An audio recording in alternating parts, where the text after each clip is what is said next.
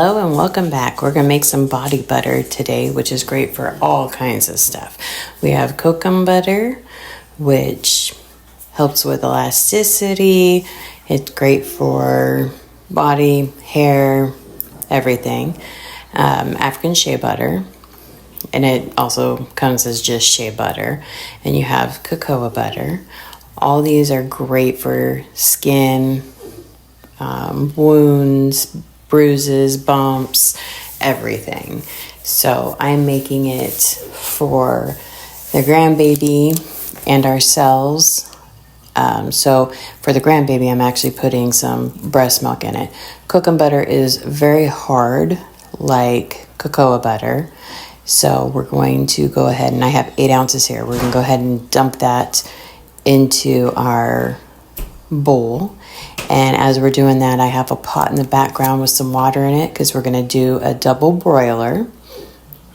You want to heat this up gently, otherwise it can become very, very grainy at the end if you don't heat it up right or cool it down right. So we're going to do our hard butters first, which is cocoa and kokum. And then I'm going to go ahead and weigh out 2 ounces of the jojoba oil. So I just put all those in there, and I'm going to reuse those containers because it's for home use. So I'm not worried about the leftovers in there and whatnot. So my scale doesn't like to tear out, so I end up turning it off and on. I'm going to weigh out 2 ounces of the jojoba. Now, if you are doing this for non-family members or anyone else, then I would wear gloves, make sure everything is sanitized properly, which I sanitized everything properly prior, but I would sanitize the jars, get new jars and all of that good stuff. So this took probably about 10-15 minutes for it to slowly come down to a liquid stage. And I just stirred it every once in a while. Burnt the crap out of my hand taking it off because I'm just smart like that. But notice I did not put in the shea butter. Now, shea butter, if you are not careful and you heat it up too high or too quickly or cool it down too quickly, it ends up getting super grainy, and then you have that gritty. It's not a problem per se. You just had chunks of shea butter in there that doesn't give you that smooth finish. So once it's almost all done, I take it off, just continuously stir till it's all melted, and it also helps cool it down a little bit, and then I add in the shea butter. Now, shea butter is soft like a pig lard. It's nice and soft and creamy, and you can get unrefined, refined, so it comes in all different colors from bright yellow to white, and some has a smell, some doesn't, so don't be put off by the color or the scent. It's perfectly fine either way.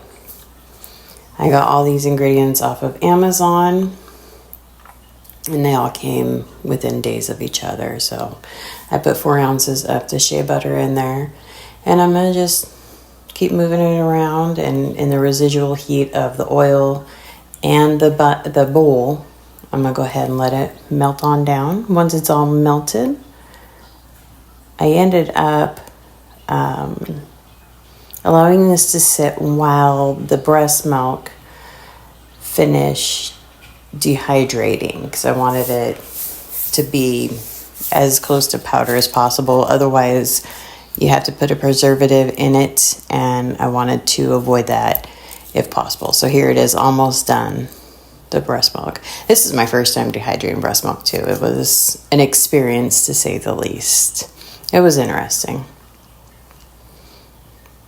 So once that was all done, I scooped it out. It ended up being more gelatinous than powdery, but I wanted to get all of that in there, so I scraped it all off the best I could, scraped it out of the little container, It took, let's see, it was 5 ounces of milk, and it took about 24 hours to dehydrate.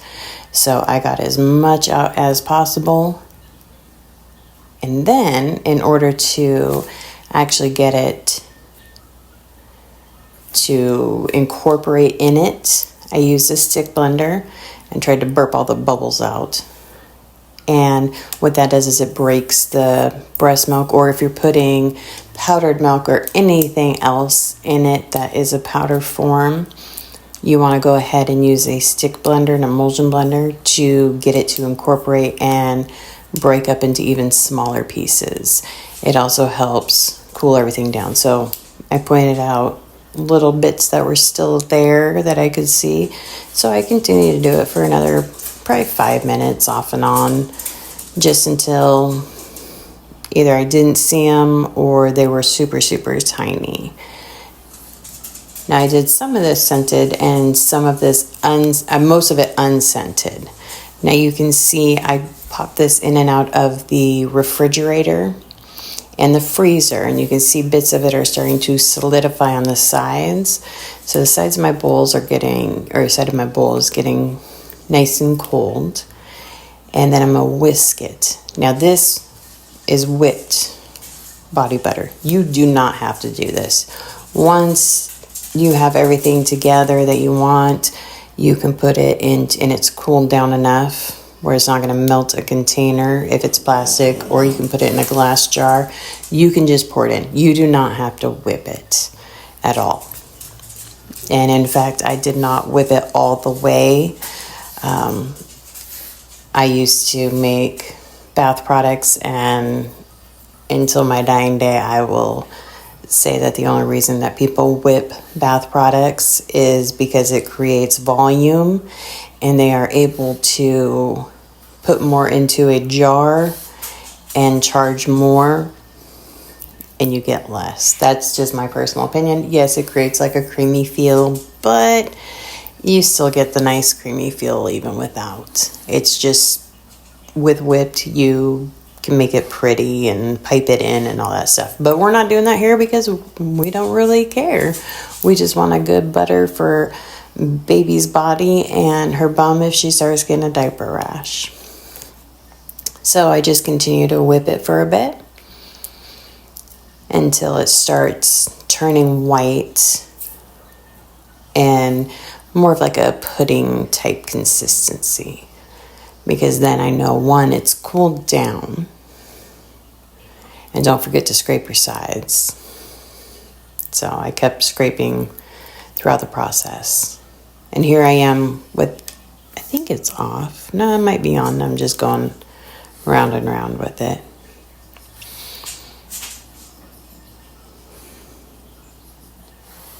And you can see it's turning into a nice thick pudding consistency on top, but because the bottom of the bowl is still warm, once I start again, it kind of liquefies. But it ends up being perfect for us. And this actually, the Kokum, I've wanted to try Kokum Butter for quite a while. So I did it until see how it's nice and white and beautiful, and you can see the trace in there. And I was like, that's good, because I'm not going to have the containers to hold it all, because I'm reusing containers. So I think I did it for just a little bit more, and then I called it good.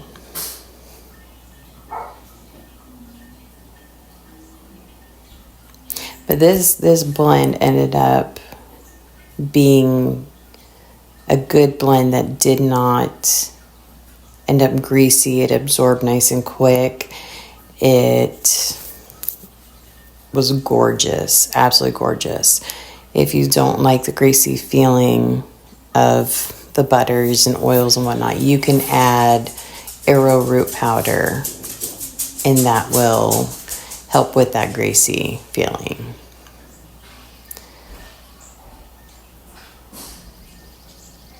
So now, mind you, we started out with 8 ounces of kokum, and then 4 ounces of Shea, 4 ounces of cocoa butter, and 2 ounces. I was trying to figure out how to do this here. All right, sorry, I had an interruption. So I was trying to figure out how to fill this, and I decided just go ahead and pour it in. So if it's whipped, you can pipe it in, you can scoop it in, all that good stuff. So we ended up with 2 4-ounce jars, an 8-ounce jar, and then I want to say another 4.5 ounces for the scented part, and I put that in a separate container. So here I am just putting in these jars to finish cooling.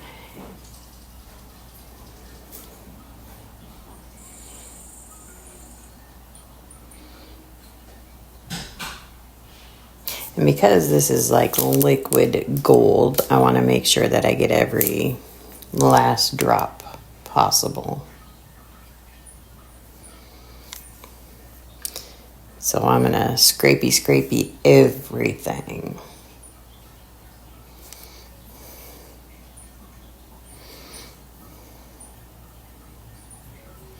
So I was just checking, make sure everything's filled. And then I got another little reusable container and got my scale out because I did not know exactly how much it weighed. Weigh it out.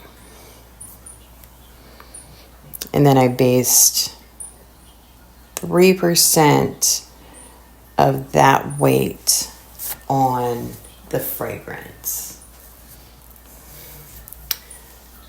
So as soon as I got all that done, I calculated what 3% would be, and I added that much for fragrance. It wasn't wanting to show up on the scale, so I ended up calling it good because I don't, again, it's going on a baby. I don't want to risk injury to baby. Can you do grams? Yes. Sometimes is it better to do grams? Yeah, depending on who you talk to. I work in ounces. I've just always worked in ounces, so that's just me. But again, I get all the goody out.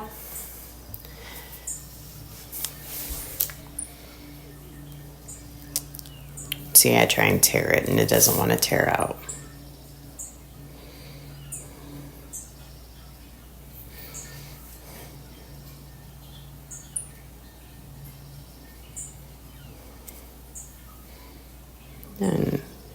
And that is the neatest trick I ever learned, was to push the whatever you're using up against the bottle, and the liquid will run down it,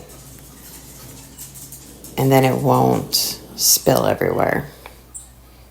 It's perfect. So I mix it up really well, and that's it. You are done. It is super easy. It took me not even a whole day, just a couple hours of time between melting and waiting for it to cool down and all this good stuff. But it is the best. And this will last years, or at least it lasts years for us. But we use it on scrapes, bumps, bruises, anything and everything. I use it on the dog's paw pads, snoot, the whole 9. So that's what it looks like, and this is how hard it is. It's pretty hard, so you gotta either scrape your nail or run your fingers over it and use some, but a little goes a long way. I think not even a pea-size amount covered my whole hand. So give it a try, and it's something that you should always have that much for my hands and arms. It's perfect. Love it. Enjoy.